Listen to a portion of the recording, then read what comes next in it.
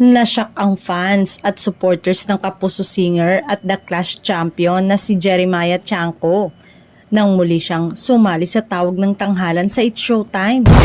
Ang feeling nila, pinababa ni Jeremiah ang kanyang status sa ordinaryong contestant mula sa pagiging grand winner sa reality singing competition ng GMA7. Pero depensa ng binata na regular nang napapanood sa All Out Sundays ng Kapuso Network.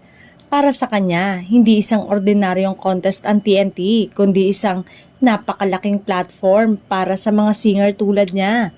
At in fairness, puro bigatin din ang makakalaban ni Jeremiah sa TNT All-Star Grand Resback 2025 dahil puro palabang alumni ng kompetisyon ang napili para sa naturang edisyon.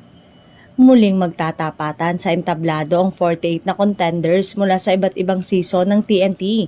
At isa na nga riyan si Jeremiah. Sa mga hindi nakakaalam, sa TNT rin nagsimula ang binata bago siya magkampiyon sa The Clash ng Kapuso Network. Masasabi ko ngayon, naging parang sobrang naturo sa akin na maging mature pa po para sumabak pa sa mga kompetisyon saad ng Kapuso artist.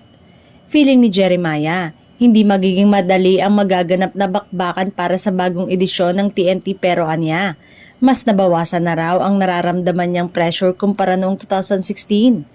Sabi pa ni Jeremiah, iba pa rin ang magiging labanan sa tawag ng tanghalan ngayong kumpara sa pagkapanalo niya sa The Clash.